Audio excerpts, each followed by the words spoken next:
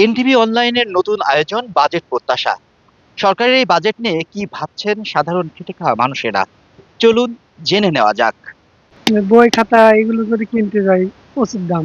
আগে ছিল ৩০ টাকা, ২৫ টাকা, ৩৫ টাকা, এখন ৬০ টাকার উপরে এক একটা খাতা। তো ছেলের জন্য কিনা, যে পরিশ্রম করি তাতে খুব কষ্ট। ৪০০ সাড়ে ৪০০ টাকা হাজিরা দিয়ে কিনি, চলা খুবই কষ্টকর। যেমন জ্বালানি তেল প্রত্যেকেরই লাগে, আমরা কৃষি মানুষ, খেটে খাওয়া মানুষ। তারপরে চাউল ধান এগুলার দাম। চালের বাজার, তেল নুন সব জিনিসের বৃদ্ধি। এই রিক্সা চলা, ব্যাটারি দেয় ৮ মাস, ওর দাম ২২,০০০ টাকা। কি করি সংসার চালাবো? ছেলে পড়ছে, মেয়ে পড়ছে, তার বেতন আছে, আরো অনেক খরচ আছে, মেলা কিছুই খরচ। দেখা যাচ্ছে সরকারের কাছে আবেদন আমার, যেরকম ধরেন সয়াবিন তেল, আটা, চাউল, মানে এগুলো অন্যান্য পণ্যের দাম যদি কম হয় তাহলে আমাদের মতো চাষি লোকের একটু, খেটে খাওয়া লোকদের একটু সুবিধা হয়।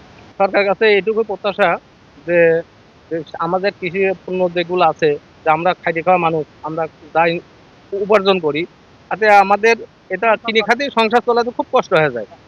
আমাদের সরকারের কাছে এটুকু দাবি যে আমাদের সার পণ্য, যে যে সার কৃষিতে কাজে যেটা লাগে সবসময়, এটা হলো গা একটু দাম কমানোর জন্য, চালের দাম কমানোর জন্য, সারের দাম কমানোর জন্য, যেমন ডালের দাম, তেল, এগুলা কমালে আমরা হলো সাধারণ মানুষ, আমরা হলো গা একটু চলতে পারি।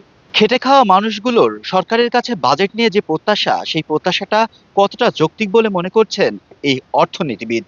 একটা দেশের সাধারণ মানুষদের বা মানুষের অন্ন বস্ত্র বাসস্থান শিক্ষা চিকিৎসার দায়িত্ব হচ্ছে সরকারের। সাধারণ মানুষগুলো আসলে আয় তাদের কেমন এবং তাদের খরচ কেমন, এই বিষয়টা সরকারের জাস্টিফাই করা দরকার। যে আমার দেশের জনগণকে যদি যারা ভালো রাখতে চায় এবং জনগণের কথা যদি কোনো সরকার চিন্তা করে, তাহলে তাদের আয়ের সাথে ব্যয়টা কেমন ভাবে চলছে এটা দেখা উচিত। সাধারণ মানুষের আয়ের সীমা তো হঠাৎ করে বাড়েনি কোনো আয়ে। আমরা এখন পর্যন্ত পেপার পত্রিকা বা কোনো মিডিয়াতে দেখিনি যে আয় এই হারে বেড়েছে।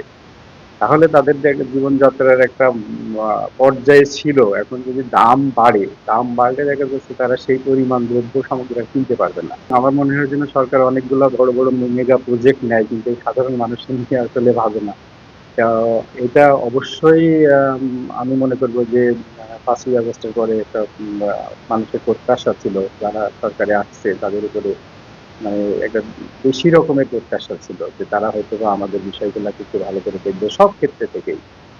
সেই ক্ষেত্রে থেকে যদি সাধারণ মানুষ এরকম ভেবে থাকে যে না, যারা ৫ই আগস্টের পরে সরকার নিঃসন্দেহে আমাদের বিষয়টা ভাববে, তাহলে সরকারের উচিত এদের দিকে খেয়াল করা, এই বিষয়টাকে তাদের যৌক্তিক বিষয়টাকে খেয়াল করা, আসলে তার দাবিগুলো সহনীয় পর্যায়ে রাখা, যাতে তারা সুন্দরভাবে জীবনযাপন করতে পারে, এটা অবশ্যই অবশ্যই দেখা উচিত।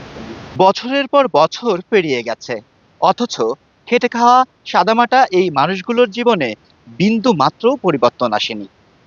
সরকারের কাছে তাদের প্রত্যাশা রয়েছে নতুন যেই বাজেট প্রকাশ হবে সেখানে বিশেষ করে চাল, ডাল এবং তেলের দাম সহনীয় পর্যায়ে রাখা।